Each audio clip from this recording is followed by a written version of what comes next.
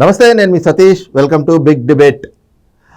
అందరికీ ముందుగా అంతర్జాతీయ నాటక కళాకారుల దినోత్సవ శుభాకాంక్షలు. మరి ఈ అంతర్జాతీయ నాటక కళాకారుల దినోత్సవం రోజున ఆంధ్రప్రదేశ్లో మేమంతా సిద్ధం అనేటువంటి ఒక జగన్నాటకం అయితే కనుక ప్రారంభమైంది. ఏదైతే అధికారంలో ఉన్నటువంటి వైఎస్ఆర్ కాంగ్రెస్ పార్టీ, ఆ పార్టీ అధినేత జగన్మోహన్ రెడ్డి ఇప్పటికే ముఖంలో నెత్తురు చుక్క కూడా లేనటువంటి ఎక్స్ప్రెషన్స్తో, జీవకళ చచ్చిపోయినటువంటి ఆ ప్రేత కళతోటి ఉన్నటువంటి ఎక్స్ప్రెషన్స్ తోటి మరి సిద్ధం అంటూ 4 ఎన్నికల ప్రచార సభలు నిర్వహించినటువంటి జగన్మోహన్ రెడ్డి ఈ రోజున తనలో ఉన్నటువంటి నట విశ్వరూపాన్ని కూడా కెమెరాల ముందు, ముఖ్యంగా ఇడుపులపాయలో తన తండ్రి సమాధి దగ్గర చూపించారు. మరి ఆ సమాధి దగ్గర ఆయన ఎన్నికల ప్రచారానికి శ్రీకారం చుట్టడానికి అని చెప్పి ముందరికి వస్తూ ఉంటే, ఆంధ్రప్రదేశ్ రాజకీయాలతో మాకేం సంబంధం అని చెప్పి తెలంగాణలో ఏదైతే మీడియా వాళ్ళు అడిగినటువంటి సందర్భంలో ఆయన కన్నతల్లి విజయమ్మ గారు, విజయలక్ష్మి ఆవిడ చెప్పినటువంటి మాటలు, మరి అదే కన్నతల్లి ఈ రోజున వచ్చి ఆయనకి ముద్దులు పెట్టి సాధారణంగా ఎన్నికల ప్రచారానికి సాగనంపారు. మరి ఒకవైపునేమో బిడ్డతో పాటు ఉన్నానంటారు, ఇంకో పక్కన కొడుకుతో పాటు ఉన్నానంటారు. మరి ఆ కుటుంబంలో అంతా కూడా ఇదే జగన్నాటకాలంటే, ఆ మొత్తం వైఎస్ కుటుంబం అంటేనే ఒక నాట్య కళా మండలి అనేటువంటి ఒక విమర్శలు కూడా వినిపిస్తున్నటువంటి క్రమంలో ఈ రోజున చోటు చేసుకున్నటువంటి పరిణామాలు కూడా ఆ రకమైనటువంటి చర్చలకే దారితీస్తూ ఉన్నాయి. అదే సమయంలో చూస్తే ఈ రోజున మరి జగన్మోహన్ రెడ్డి గారి బస్సు యాత్ర అయితే కనుక, ఏదైతే జగన్నాటకం అని చెప్పుకున్నాం కదా, ఆ నాటకంలో భాగంగా తన ఎన్నికల ప్రచారం పేరుతోటి నాటకాన్ని అయితే ప్రారంభించారు. ఆ బస్సు యాత్రలో కూడా తన పక్కన తన తమ్ముడు అవినాష్ రెడ్డి ఆయన్ని కూర్చోబెట్టుకుని మరి ఆ ఇడుపులపాయ దగ్గర నుంచి కూడా పాదయాత్రని ఆ కడప జిల్లా ప్రాంతంలో నిర్వహించుకుంటూ ముందుకు సాగినటువంటి పరిస్థితి. ఓవరాల్గా ఇవన్నీ అంశాలు అంటే, ఇప్పుడు అవినాష్ రెడ్డిని పక్కన పెట్టుకుని తిప్పడం, ఆల్రెడీ ఇప్పటికే వైఎస్ వివేకానంద రెడ్డి హత్య కేసు, ఆ అంశం అనేటువంటిది ఒక పక్కన విస్తృతంగా ప్రచారం జరుగుతూ, తన సొంత చెల్లెళ్ళు మా అన్నకి ఓటేయద్దు, మా అన్న హంతకులను పక్కన పెట్టుకుని తిప్పుకునే వ్యక్తి, మా అన్న హత్యా రాజకీయాల్ని ప్రోత్సహించే వ్యక్తి అని చెప్పేసి సొంత చెల్లెళ్ళు చెప్తా ఉంటే, మరి అప్పుడు అదేమో తనకి ఎంతో వ్యతిరేకంగా మారుతుంది. ఆ క్రమంలో మరి ఈ రోజున ఎన్నికల ప్రచారం ప్రారంభించినటువంటి జగన్మోహన్ రెడ్డి అదే తమ్ముడిని, ఎవరైతే గనక నిందితుడుగా సిబిఐ ద్వారా అభియోగాలు, ఆరోపణలు ఎదుర్కొంటున్నటువంటి అదే అవినాష్ రెడ్డిని పక్కన పెట్టుకుని తిప్పడం, ఇవన్నీ కూడా ఈ రోజున చర్చనీయాంశంగా మారుతూ ఉన్నాయి. మరి ఇదే ఈ రోజున మనం బిగ్ డిబేట్లో చర్చించబోయేటువంటి అంశం. డిబేట్లో మనతో పాల్గొంటూ ఉన్నారు సీనియర్ జర్నలిస్ట్ దుర్గా కుమార్ గారు, అలాగే సీనియర్ జర్నలిస్ట్ సత్యమూర్తి గారు. సార్ నమస్తే. నమస్కారం సతీష్ గారు, మన వీక్షకులు కూడా నమస్కారం. సార్ సత్యమూర్తి గారు, ముందుగా మీరు ఏదైతే అంతర్జాతీయ నాటక కళాకారుల దినోత్సవం రోజున ఆంధ్రప్రదేశ్లో అధికార పార్టీ అధినేత జగన్మోహన్ రెడ్డి గారు ఒక జగన్నాటకానికి తెరలేపారు. ఎన్నికల ప్రచారం పేరుతోటి బస్సు యాత్ర అది ప్రారంభించినటువంటి తీరు, ఇడుపులపాయలో చోటు చేసుకున్నటువంటి పరిణామం. ప్రధానంగా ఇక్కడ ఒక్క అంశం ఏమిటి అంటే, వైఎస్ విజయలక్ష్మి ఆ రోజున షర్మిలని తెలంగాణలో పోలీసులు అరెస్ట్ చేసినటువంటి క్రమంలో మీడియా వాళ్ళు వెళ్ళి ఆవిడ్ని మైకులు పెట్టి, మీరు ఇక్కడ ప్రభుత్వాన్ని విమర్శిస్తున్నారు, ఇక్కడ మీకు జరిగింది అన్యాయం అంటున్నారు కదా, మరి ఆంధ్రప్రదేశ్లో జగన్మోహన్ రెడ్డి కూడా ఇదే తీరులో వ్యవహరిస్తున్నాడు కదా, ప్రతిపక్షాలని అణిచివేసే విధంగా వ్యవహరిస్తున్నాడు కదా, ఏం చెప్తారు అంటే, అక్కడ రాజకీయాలతో మనకెందుకమ్మా అన్న విజయలక్ష్మి గారు ఈ రోజు మళ్ళీ తన కొడుకుని ఎన్నికల ప్రచారానికి సాగనంపడానికి ముద్దులు పెట్టి ఆవిడ సాగనంపినటువంటి తీరు, దీని మీద ఏం చెప్తారు? మీరు ఇంకో విషయం కూడా మర్చిపోయారు. ముద్దులు పెట్టడమే కాదు, చేతిలో బైబిల్ కూడా ఉంది. అవును, పవిత్ర గ్రంథం, చేతిలో పవిత్ర గ్రంథం కూడా ఉన్నది. ఇప్పుడు మీరు చెప్పిన మాట వాస్తవం. మీరు అంతర్జాతీయ నాటక రంగ కళాకారుల దినోత్సవం గురించి మీరు ఎట్లా విశ్లేషించి చెప్పారో అది బాగుంది, చక్కగా యాప్ట్గా సరిపోతుంది. అంటే ఈ మాట ఎందుకు అనాల్సి వస్తున్నది అంటే, ఎప్పుడో ఒక 20 సంవత్సరాల కిందటో 30 సంవత్సరాల కిందటో ఏదన్నా మాట చెప్పారు, ఇప్పుడు రాజకీయ పరిస్థితులు మారినాయి అంటే అది ఏదన్నా అర్థం చేసుకోవచ్చు. తెలంగాణలో కూతురు పార్టీ పెట్టినప్పుడు వచ్చి ప్రచారం చేసి కొడుకు పార్టీకి గౌరవ అధ్యక్షురాల పదవి నుంచి రాజీనామా చేసింది. రాజీనామా చేసిందో చేయించాడో మనకు అంత కళ్ళకి స్పష్టంగా కనిపించింది. రాజీనామా చేసేటప్పుడు ఆమె ఏడిచింది కానీ ఆయనేం ఏడవలేదు. అంటే తల్లిని తీసేస్తున్నాను అన్న పశ్చాత్తాపం అతనిలో ఎక్కడ కనపడలేదు. ఈమె పాపం ఏడ్చుకుంటూ కన్నీళ్లు తుడుచుకుంటూ బయటకు వచ్చేసింది. బయటకు వచ్చిన తర్వాత తెలంగాణలో కూతురు పార్టీ పెడితే, వైఎస్ షర్మిల పార్టీ పెడితే, ఖమ్మంలో పబ్లిక్ మీటింగ్ పెడితే, ఆ ఖమ్మం పబ్లిక్ మీటింగ్లో ఆ చెప్పిన విషయాలు ఏంటి? అసలు నేను మా కూతురు వెనకే ఉంటాను, నా కూతురుతోటే నేను ప్రయాణం చేస్తాను, అసలు రాజశేఖర రెడ్డి మొత్తం తెలంగాణ మొత్తాన్ని కూడా రాజన్న రాజ్యం తేవాలని ప్రయత్నం చేశాడు, ఆ పనిని షర్మిల చేస్తుంది, ఏమతో పాటే ఉంటాను అని చెప్పింది విజయలక్ష్మి. ఇప్పుడు అట్లా చెప్పినామా ఆ తర్వాత కూతురు పార్టీని వైండప్ చేసింది. వైండప్ చేసి ఎక్కడికి వెళ్ళింది? రాజకీయాల నుంచి విరమించుకోవాలా. ఆమె వెళ్ళి ఆంధ్రప్రదేశ్లో కాంగ్రెస్ పార్టీకి అధ్యక్షురాలుగా మారింది. మారిన తర్వాత ఊరుకోలా, అన్న ఎటువంటి అరాచకాలు చేస్తున్నాడో చెప్పింది. జగన్మోహన్ రెడ్డి పబ్లిక్లోకి వచ్చేసి, చూసారా నా చెల్లెల్ని నా మీదకి ఉసిగొలుపుతున్నారు, నా కుటుంబాన్ని విడదీస్తున్నారు అని చెప్పి ఆయన ఒక నాటకీయ ఫక్కీలో డైలాగులు చెప్పాడు. డైలాగులు చెప్తే అందరూ అనుకున్నారు, అరే కరెక్టే కదా, ఈయన కుటుంబాన్ని అందరూ కలిసి విడదీస్తున్నారు అని ఒక రోజు 2 రోజుల్లో సానుభూతి వచ్చింది. 3వ రోజు వైఎస్ షర్మిల వచ్చేసి కుటుంబాన్ని చీల్చింది నువ్వే, దానికి సాక్ష్యం తల్లే అని చెప్పింది. అంటే ఎవరెవరు ఎంత తీవ్ర స్థాయిలో అసలు నట విశ్వరూపాలను చూపిస్తున్నారో మనం అర్థం చేసుకోవాల్సిన పరిస్థితి ఉంది. ఈ రోజున సిద్ధం సభలు పెట్టాడు, అవన్నీ ఫ్లాప్ అయినా అది వేరే విషయం. ఇప్పుడు మేమంతా సిద్ధం అని మొదలుపెట్టాడు. మొదలుపెట్టినప్పుడు ఈ విజయలక్ష్మి వెళ్ళి ఆయనకి ఆ ముద్దులు పెట్టే పద్ధతి, ఆ పవిత్ర గ్రంథం చేతిలో పట్టుకునే పద్ధతి, అసలు కొడుకంటే ఎంతో ఆప్యాయత చూపిస్తున్న ఆ విధానం చూస్తే అసలు ఇట్లా ఏ యాక్టర్ అయినా నటిస్తారా అనే స్థాయిలో నటన సాగింది.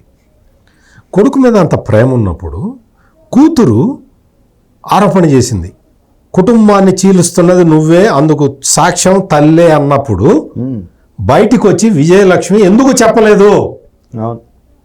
షర్మిల చెప్తున్నది తప్పు, జగన్మోహన్ రెడ్డి చెప్తున్నది రైటు అనన్నా చెప్పాలి.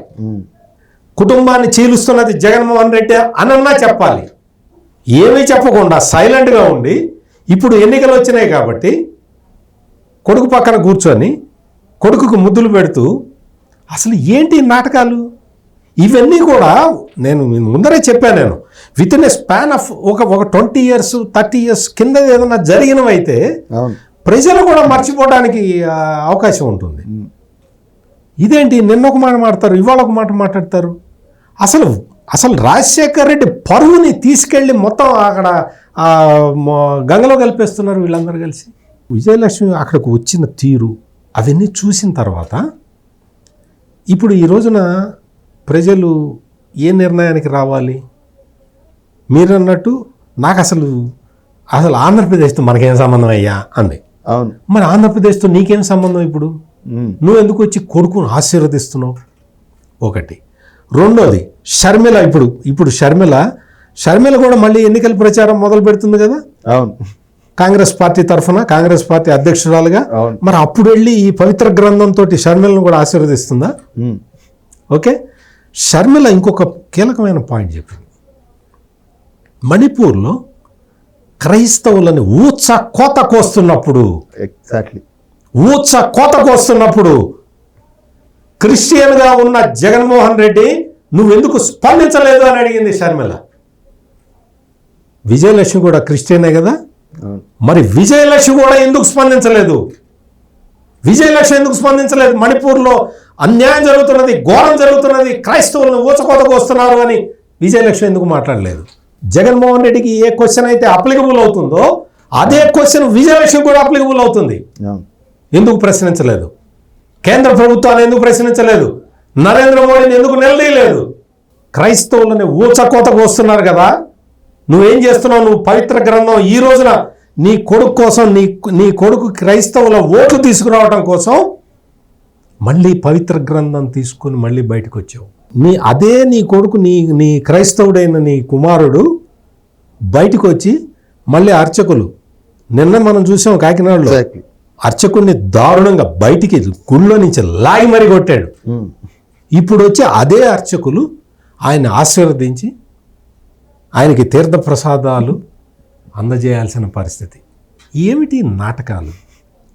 ఎందుకోసం ఈ నాటకాలు? ఓట్ల కోసం ఇంత బరితెగించి నాటకాలు ఆడతారా? ఒక్కొక్కళ్ళు జీవిస్తున్నారు. ఎస్వి రంగారావు జీవించి ఉంటే ఆయన సిగ్గుపడి ఉండేవాడు వీళ్ళ నటన ముందర. ఇప్పుడు కమల్ హాసన్ అడిగినా ఆయన కూడా ఇదేందండి వీళ్ళందరూ నాకన్నా బాగా నటిస్తున్నారే అని కమల్ హాసన్ కూడా కామెంట్ చేసే అంత స్థాయిలో నటిస్తూ ఉన్నారు.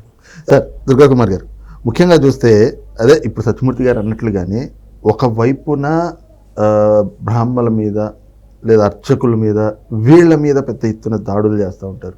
ఇంకో పక్కన క్రైస్తవుల మీద ఆ స్థాయిలో అంటే ఒక ఊచకోత లాంటి ఘటనలు జరిగితే వాటి మీద ఎక్కడ స్పందించడు. ఇంకో పక్కన మైనార్టీలు తన పార్టీ తన పరిపాలనలో తన ప్రభుత్వంలో తన పరిపాలనలో జరుగుతున్నటువంటి అన్యాయాల్ని తట్టుకోలేక ముస్లిం మైనార్టీలు కుటుంబాలతో సహా అబ్దుల్ సలాంని చూసాం మనం, ఆయన ఆత్మహత్య చేసుకుంటే అలాంటి వాటికి కారకులైనటువంటి వాళ్ళ మీద ఎలాంటి చర్యలు ఉండవు. అలాంటి ఘటనల మీద మాట్లాడు ఎక్కడ స్పందించినటువంటి జగన్మోహన్ రెడ్డి ఈ రోజున అదొక నాటకీయంగా ఆయన వ్యవహరిస్తున్నటువంటి తీరు ఏదైతే ఇడుపులపాయ దగ్గర తన తండ్రి సమాధికి నివాళులు అర్పించడం, బయటకు వచ్చి మళ్ళీ పాస్టర్లతోటి ప్రార్థనల్లో పాల్గొనడం, బ్రాహ్మణులతోటి ఆశీర్వచనాలు తీసుకోవడం, వేదమంత్రాల మధ్యన ఆశీర్వచనాలు, అలాగే ముస్లింలతో కలిపి ప్రార్థనలు చేయడం, ప్రేయర్స్ ఇవి చేయడం అనేటువంటిది ఈ పరిణామాలను ఎలా చూడాలంటారు? అసలు ఇందులో ప్రథమ ముద్దాయి జగన్మోహన్ రెడ్డి గారు కాదండి, విజయలక్ష్మి గారు.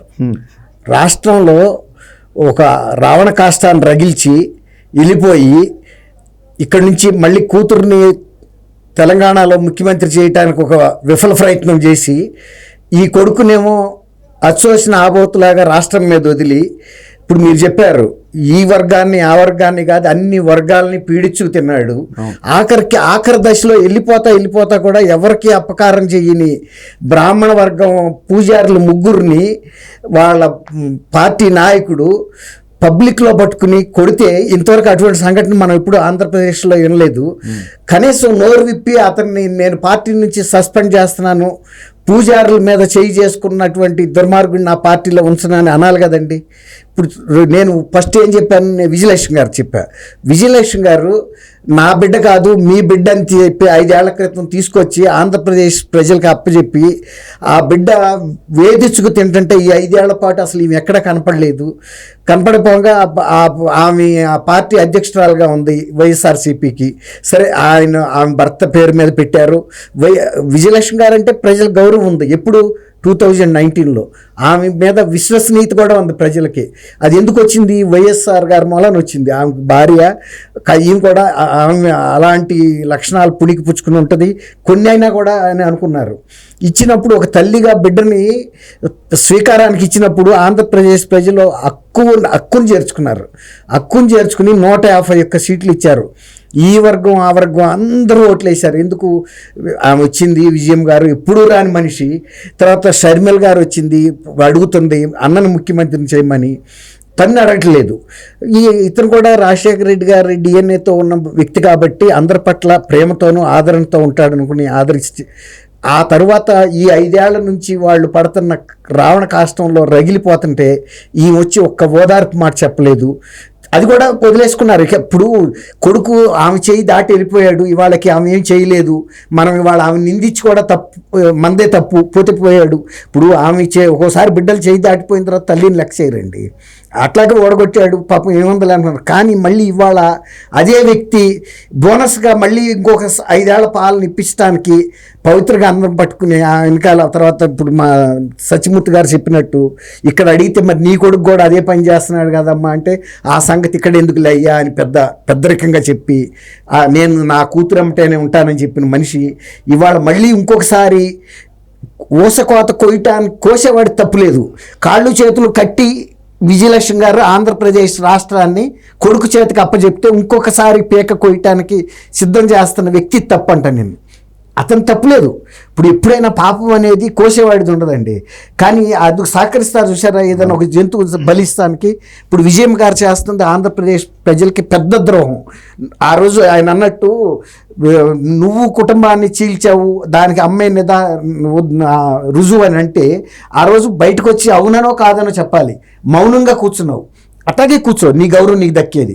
మళ్ళీ ఇవాళ అక్కడికి ఆయన వెళ్తాడు, ఇది సమాధి దగ్గరికి 100 సార్లు వెళ్తాడు, 1000 సార్లు వెళ్తాడు. కానీ నువ్వు ఒక బిడ్డ ఇట్లాంటి పాపకార్యాలు చేసినప్పుడు ఆయన్ని ప్రోత్సహించడానికి పవిత్ర గ్రంథం పట్టుకుని వచ్చి మళ్ళీ ఆంధ్రప్రదేశ్ ప్రజల్ని ఓసుకోత కోస్తానంటే ఈసారి నీ విశ్వసనీయత ఉండదు, నీ గౌరవం ఉండదు, నీ మీద ఉన్నటువంటి అభిమానం కూడా ఉండదు.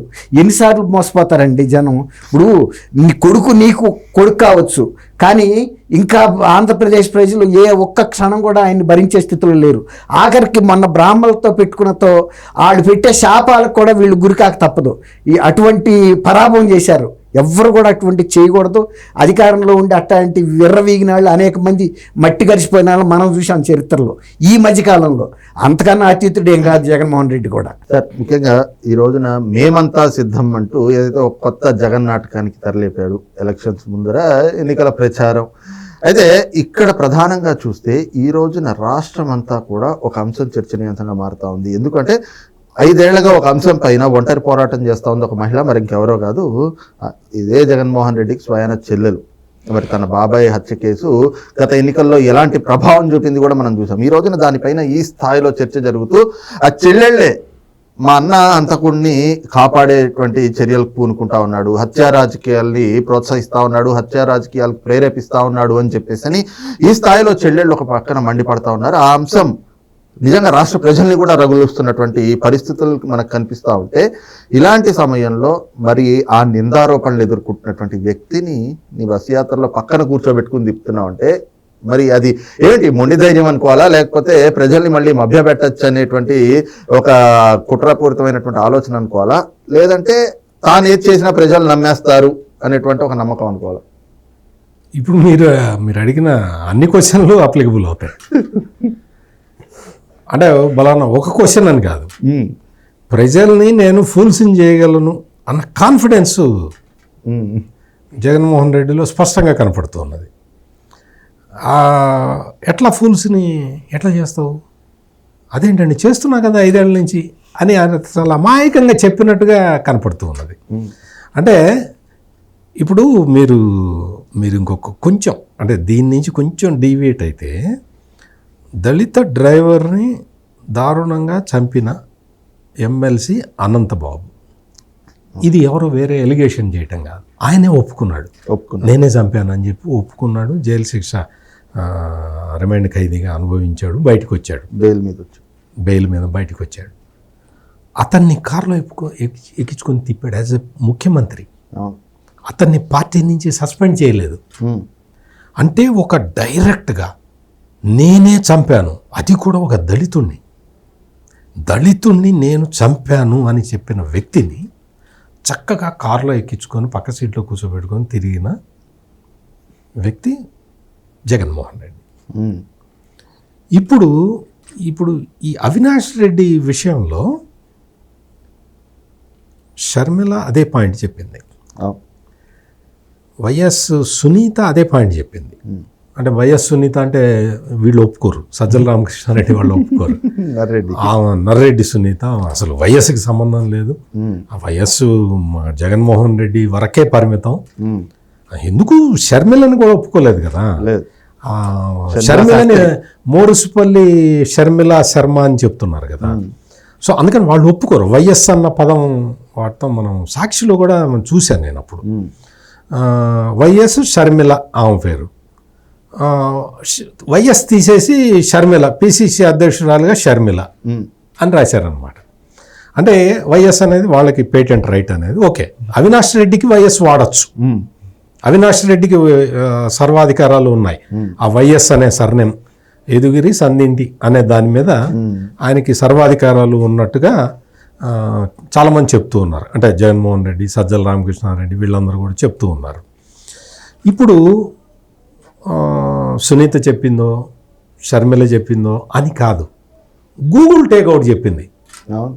గూగుల్ టేక్అవుట్ మర్డర్ జరగడానికి ముందు నిందితులు ఎక్కడున్నారు, మర్డరు చేసి వచ్చిన తర్వాత ఎక్కడున్నారు, మర్డర్ చేసిన ఆయుధానికి డబ్బులు ఎక్కడి నుంచి పే చేశారు, ఇవన్నీ ఆ గూగుల్ ఎవరు కనిపెట్టారో కానీ ఆ గూగుల్ టేక్అవుట్లో ఇవన్నీ ఉన్నాయి. వీళ్ళు పాపం వీళ్ళు ఏంటంటే టెక్నికల్గా వీళ్ళు చాలా సౌండ్ మేము అసలు అద్భుతం అనుకుంటారు. ఫోన్లు స్విచ్ ఆఫ్ చేశారు. ఫోన్లు స్విచ్ ఆఫ్ చేసినా గూగుల్ అకౌంట్కి కనెక్ట్ అయ్యి ఉంటే అన్ని రికార్డ్ అవుతాయన్న పాపం అంత నాలెడ్జ్ లేదు. వీళ్ళ కాన్సన్ట్రేషన్ అంతా కూడా వేయడం మీదే ఉంది తప్ప ఈ టెక్నాలజీ మీద లేకపోవటం వల్ల గూగుల్ టేక్అవుట్ మొత్తం అంతా సమీకరించి అయ్యా ఇదిగో ఇది పరిస్థితి, వాస్తవ పరిస్థితి అని చెప్పింది. అసలు గూగుల్ టేక్అవుట్ ఎట్ట తీస్తారు, అసలు సాంకేతికంగా చెల్లదంటారు తప్ప వీళ్ళు అక్కడ ఉన్నారా లేదా, మర్డర్ జరగడానికి ముందు అక్కడ ఉన్నారా, మర్డర్ జరిగిన తర్వాత అక్కడికి వచ్చారా లేదా, ఈ విషయాలు చెప్పరు. గూగుల్ టేక్అవుట్ ఎట్ట చెల్లుతుంది అంటారు. గూగుల్ టేక్అవుట్ చెల్లకపోతే మాత్రం ఇప్పుడు అక్కడ ఉన్నారా లేదా చెప్పొచ్చు కదా, అవును, అది చెప్పరు. సో ఈ విధమైన ఇది జరిగిన తర్వాత ఈ మొత్తం ఇవన్నీ జరగక ముందండి, అంటే గూగుల్ టేక్అవుట్ ఇవన్నీ రాకముందు నర్రెడ్డి సునీతని వీళ్ళు హైజాక్ చేశారు.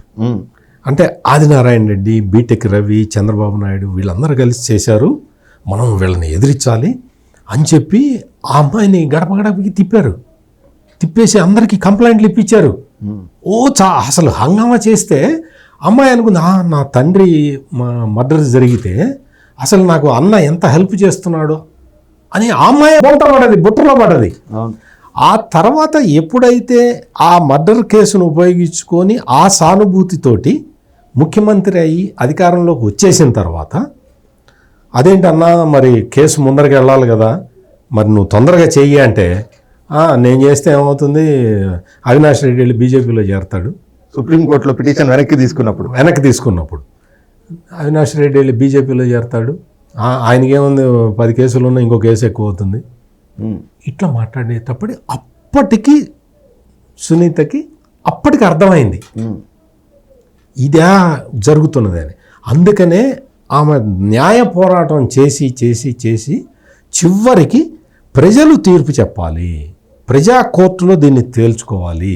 ఎందుకు ఆ పాయింట్ ఆమె చెప్పటం కూడా మెయిన్ రీజన్ ఏంటి అంటే అధికారంలో ఉండబట్టి అప్పటికే పోగేసుకున్న ధనంతో అధికారం బలం కూడా కలిసేసరికి మొత్తం వ్యవస్థల్ని మేనేజ్ చేస్తున్నాడు. కాబట్టి నా అన్నకి అధికారం దూరం చేయండి ప్రజలారా అని చెప్పి ప్రజల్ని వేడుకున్నది అమ్మాయి. ఇది అక్కడ జరిగిన పరిణామం. ఇంత జరిగినా కానీ అవినాష్ రెడ్డికి మళ్ళీ కడప ఎంపీ టికెట్ ఇచ్చి అతన్ని పక్కన కూర్చోబెట్టుకొని తిప్పుతున్నాడు అంటే మీరు అడిగిన క్వశ్చన్లు అన్నీ అప్లికబుల్ అవుతాయి. సార్ దుర్గాకుమార్ గారు, అంటే ఒక పక్కన జరిగిన 5 ఏళ్లుగా పరిపాలన ఎలా ఉంది, ఏ రకంగా ప్రజల్ని వేధించాడు, ఏ రకంగా ప్రజలకి ఈయన పట్ల వ్యతిరేకత వచ్చింది, ఈ రోజున రాజకీయంగా సొంత పార్టీ నుంచి ఆయన నేతలు, ఆయనతో పాటు ఇంతకాలం ఉన్నటువంటి నాయకులంతా ఆయన వీడి వెళ్ళిపోతున్నారు. ఒక పక్కన రాష్ట్రంలో సర్వేలన్నీ కూడా ఆయనకు ప్రతికూలంగానే వస్తూ ఉన్నాయి. ఆఖరికి ఆయన్ని 2019లో అధికారంలోకి తేవడంలో కీలక భూమిక పోషించినటువంటి రాజకీయ వ్యూహకర్త ప్రశాంత్ కిషోర్ తనకు వచ్చినటువంటి సర్వే నివేదికల్లో కూడా నీ ఓటమి తథ్యం అని చెప్పేసి అంత స్పష్టంగా అన్ని నివేదికలు జగన్మోహన్ రెడ్డికి వ్యతిరేకంగా వస్తూ ఉంటే ఈ రోజున మరి 5 ఏళ్ల పాటు అసలు మనం ఇంకొక అంశం ప్రధానంగా 5 ఏళ్లలో ఎప్పుడూ ప్రజల మధ్యకు వచ్చింది లేదు. పరదాలు, పోలీసులు, మొత్తం చెట్లు నరికివేతలు, ఇనుప కంచెలు, ఇళ్ల దగ్గర పోలీసుల్ని పెట్టి ఈయన వెళ్తాడు, లేదంటే 6 కిలోమీటర్లకు 7 కిలోమీటర్లకు కూడా హెలికాప్టర్లు వాడతాడు. మరి 5 ఏళ్ల నుంచి ప్రజల దగ్గరికి రాని వ్యక్తి ఈ రోజున ప్రజల మధ్యలోకి వస్తూ ఉంటే మరి ఇందాక మనం అనుకున్న అంశాలన్నీ కూడా ప్రజలు మర్చిపోతారా, ఈయనకు మళ్ళీ ఓట్లేసే పరిస్థితులు ఉంటాయంటారా? ఇప్పుడు మీరు 5 ఏళ్లలో ఏం జరిగింది అన్నారు కదా, కిందట 5 ఏళ్ల క్రితం ఎవరైతే ఈయన అధికారంలోకి ఎక్కించారో షర్మిలమ్మ పెద్ద పాదయాత్ర చేసింది, ఇది గిన్నీస్ రికార్డులోకి ఎక్కింది, మహిళగా పెద్ద పాదయాత్ర చేసి ఆయన కోసంగా ఆయన్ని ముఖ్యమంత్రి చేయమని. అక్కడి నుంచి వద్దామండి. ఇప్పుడు ఆమె వాళ్ళ వీడిపి వెళ్ళిపోయింది. ఇతను ఈ కుటుంబంలో హత్యా రాజకీయాలు చేసిన వ్యక్తి ఇతను హంతకుడు అని చెప్పింది. తర్వాత కుటుంబాన్ని చీల్చేసింది అంది. అసలు రాజశేఖర్ రెడ్డి DNA ఈయనలో ఏముంది, ఒక్కటన్నా ఆయనలో ఉన్న మంచి గుణం ఈయనలో ఏదన్నా ఉందా? ఈయన దగ్గర అన్నీ కూడా ఆయనకి పూర్తి భిన్నమైన గుణాలే ఉన్నాయి. పరిపాలన కూడా పూర్తి భిన్నంగా జరుగుతుంది. ప్రజలు ఆ రోజున రాజన్ రాజ్యంలో సంతోషంగా ఉంటే ఇవాళ పీడనకి గురవుతున్నారు. ఈ వర్గం ఆ వర్గం అని కాదు, అందరు కూడా పీడనకు గురవుతున్నారు. ఇతను కేవలం మనసంతా డబ్బు మీదే ఉంది. ఏ అవకాశాన్నైనా ఆయన డబ్బు కోసం చూస్తున్నాడు తప్ప ప్రజల సంక్షేమం చూడటం లేదు. దోసుకోవటం, దాచుకోవటం, ఇదే కదా అని చెప్పింది. ఏమి నిర్మోహమాటంగా చెప్పింది. ఇంకోటి కూడా ఏం చెప్పిందంటే ఆమె, అసలు మేమే మోసపోయాం ఇతనితోనూ. 2019లో ఇలాంటి గుణగణాలు అతనిలో మేము ఉంటాయని మేము ఊహించలేదు, కానీ పూర్తి భిన్నంగా అపరిచితుడిలాగా ఇప్పుడు ప్రవర్తిస్తున్నాడు. కాబట్టి ఇతన్ని ఎట్టి పరిస్థితుల్లోనూ మీరు గెలవనివ్వద్దు, ఓడించండి. ఎవరన్నా గెలిచినా పర్వాలేదు. ఈ జగన్మోహన్ రెడ్డి మాత్రం ఆంధ్రప్రదేశ్కి ముఖ్యమంత్రి అయితే ప్రజలకు ఇంకా కష్టాలు వస్తాయి, రాష్ట్రం పతనం అవుతుందని చెప్పింది. సరే, ఆమె సునీత్ గారు ఇప్పుడు సత్యమూర్తి గారు చెప్పినట్టు ఎక్కిన గడప దిగిన గడప వంచాడు. వంచి చివరికి ఏంటన్నయ్య మరి నాన్న కేసు అంటే, నాన్న కేసు లేదు ఏం లేదు, ఇక నీ పని నువ్వు చూసుకో అనే కాడకు వచ్చింది. ఆమెకు అర్థమైపోయింది చంపింది వీళ్ళే అయినప్పుడు ఇక వీళ్ళు న్యాయం ఏం చేస్తారు. అప్పటికి ఆమెకి అంటే పాపం డాక్టర్ ప్రొఫెషనల్గా ఇట్లాంటి కుళ్ళు కుతంత్రాలు తెలీదు, ఈ హత్యా రాజకీయాలు. అందులో వివేకానంద రెడ్డి గారు కూడా సౌమ్యుడు, అట్లాగే పెంచాడు. ఆమెతో లండన్లో చదువుకుంది. పాపం ఆమెకు అసలు ఈ పులివెందుల రాజకీయాలే కాదు, అసలు మనుషుల్లో ఇలాంటి కల్మషం ఉన్న వ్యక్తులు ఉంటారని కూడా అనుకోలే. ఎందుకంటే ఆమె వైఎస్ రాజశేఖర రెడ్డి గారు, వివేకానంద రెడ్డి చేతుల మీదుగా పెరిగిన పిల్ల. ఇప్పుడు ఈయనంటే ఇంత ఆరితేరిపోయాడు. ఎప్పుడైతే అధికారం వచ్చిందో ఈయన పక్కనే 50 మంది సలహాదారులు పెట్టుకుని డబ్బు, అసలు ముఖ్యమంత్రి కాకముందే అంతరా ఇది చేసిన వ్యక్తి, అధికారాన్ని ఉపయోగించుకుని డబ్బుగా మార్చుకుని అవినీతి చేసిన వ్యక్తి స్వయంగా ముఖ్యమంత్రి సీట్లోనే ఆయన కూర్చున్నప్పుడు ఇంకా ఆయనకి తాతకి దగ్గులు నేర్పినట్టు ఇంకా ఎవడైనా నేర్పక్కర్లేదు కదండి. ఆ విధంగా ఇప్పుడు ఆయన వచ్చేటప్పుడు ఒక రాజధాని అనేది ఉంది. ఆయన వచ్చిన తర్వాత ఇవాళ దిగి వెళ్తున్నాడు. ఏ రాజధాని చెప్పి వెళ్తే పోను కదా, ఉందా రాజధాని? తర్వాత ఆయన 3 రాజధానులు చేస్తా అన్నాడు. 3 రాజధానులు ఎక్కడన్నా ఒక ఇటుకు పెట్టాడా? తర్వాత మెయిన్గా చేద్దాం, చిన్న చిన్న వదిలేద్దాం అండి. పెద్ద ఇప్పుడు నా లిక్కర్ అమ్ముకుని డబ్బు సంపాదించి పరిపాలించేవాడు ఒక పరిపాలకుడా? నా ఆడబిడ్డల తాళిబొట్లు తెగిపోతుంటే చూస్తాను నేను కూర్చుంటానా? నేను గనక అధికారంలోకి వస్తే ఫస్ట్ చేసే పని, ఒక్కొక్క సంవత్సరం 4వ వంతు షాపుల్ని తీసేస్తా. సంపూర్ణ మద్యపాన నిషేధం చేస్తాను. 4వ సంవత్సరం వచ్చేటప్పటికి మొత్తం మద్యపాన నిషేధం అయిపోద్ది. అప్పుడే నేను మీ దగ్గరికి వచ్చి ఎన్నికలకు వస్తానని ఓటు అడుగుతా అన్నాడు. ఇవాళ వచ్చాడు, చేసి వచ్చాడా? తర్వాత ఇంకా పైగా ఆ దాని మీద వచ్చే ఆదాయాన్ని తాకట్టు పెట్టుకుని అప్పు కూడా తెచ్చుకున్నాడు. ఇవాళ 25% పురుషుల యొక్క లివర్లు చెడిపోయినాయి ఆంధ్రప్రదేశ్లో అనేది ఒక మెడికల్ రిపోర్టు. తర్వాత ఈ 60,000 కోట్ల రూపాయల కుంభకోణం చేస్తున్నాడు లిక్కర్ మీద అని. ఇసుక మీద వదిలేసేయండి, ఇసుక 1500లకు వచ్చేది. వాళ్ళ గ్రామాల్లో ఆర్థిక వ్యవస్థ మొత్తం పతనం అవడానికి కారణం జగన్మోహన్ రెడ్డి గారు. ఇప్పుడు మీరు అన్నారు ఆయన్ని నమ్మి వెళ్ళిన వాళ్ళంతా బయటకు వచ్చేస్తున్నారని. ఇప్పుడు ఎన్నాళ్ళు ఎంతమందిని వంచగలమండి ఎవరమైనాను? ఇప్పుడు ఆయన్ని దగ్గరగా చూసిన వాళ్ళే ఇవాళ బాలినేని శ్రీనివాసరెడ్డి గారే ఆయన మీద ఏం చెప్పాడు, ఆమెను ఈమె ఎవరు విజయలక్ష్మి గారు ఒకరి బాధలు ఒకరు చెప్పి ఏడ్చుకున్నారు కదా. అట్లాంటి పరిస్థితుల్లో జగన్మోహన్ రెడ్డి గారు ఇవాళ ఇంకొకసారి వంచడానికి ఆయన ప్రయత్నించవచ్చు. తల్లి విజయమ్మ గారు కూడా సహకారం చేయొచ్చు. రేపు ఇవాళ అక్కడికి వచ్చిన విజయమ్మ గారు ఇడుపులపాయ రేపు ఇంకో పబ్లిక్ మీటింగ్, కానీ ఆమెని వేదిక మీద నుంచి పదవి ఓడగొట్టి పంపినప్పుడు జగన్మోహన్ రెడ్డి కంట నీరు రాలా, ఆంధ్రప్రదేశ్ ప్రజలు మొత్తం కన్నీరు పెట్టారు. ఎందుకంటే వాళ్ళని విజయలక్ష్మిలో చూసుకున్నారు, అంత ఆత్మీయంగా ఆమెను నమ్మారు. ఇవాళ ఆమె వచ్చి మళ్ళీ అక్కడ నుంచుంటే ఇవాళ ప్రజలు తల ఎక్కడ పెట్టుకోవాలండి? ఈవికి లేకపోయినా జనానికి ఉండదా? నువ్వు నీ సొంత కొడుకే కావచ్చు, కానీ అంత దుర్మార్గం పని చేసినప్పుడు మా కంట బట్ట నీళ్లు కారిని నీకు చేసిన అన్యాయానికి. అట్లాంటిది నువ్వు వెళ్ళి వాడు వాటేసుకుని ఏడ్చుకుని ఇద్దరు ఒకడికొకడు ఈ నటన అనుకోవాలా లేకపోతే వంచిన అనుకోవాలా? కాబట్టి 5 ఏళ్లలో జరిగింది ఏమి చెప్పుకునేది ఉండదండి. రేపు చూస్తాం కదా. ఇప్పుడు బస్ యాత్ర మొదలు పెట్టాడు. బస్ యాత్రలో ఏం చెప్పాలండి? తను చేసిన ఘనకార్యాలు చెప్పాలి. ఇదిగో ఇక్కడ ఈ సంస్థ పెట్టాను, ఇక్కడ ఈ సంస్థ ప్రతి జిల్లాలో చెప్పాలి కదండి. మెడికల్ కాలేజీలు పెట్టాను, హాస్పిటల్స్ కట్టించాను అని చెప్పాలి కదా. అయ్యేం చెప్తాడని అయితే నేను అనుకోండి. చెప్పడానికి ఏమున్నాయి ఉదాహరణలు? పడగొట్టినవి ఉన్నాయి. ఇదిగో ఇక్కడ ప్రజావేదిక పగలగొట్టాను, తర్వాత ఇక్కడ పోలవరం ఆపేశాను, ఇవి చెప్పుకోవాలి. కాబట్టి ప్రజలు కూడా ఇట్లాంటి వంచిన రాజకీయాలకు పడే రోజులు వెళ్ళిపోయినాయి. ఇవాళ నవతరం వచ్చింది. ఆయన అన్నట్టు 20 ఏళ్ల క్రితం వాళ్ళు అయితే ఎవడన్నా నమ్మేవాడేమో. నవతరం వాళ్ళకి ఇంతకన్నా విద్యలు అన్నీ వచ్చు.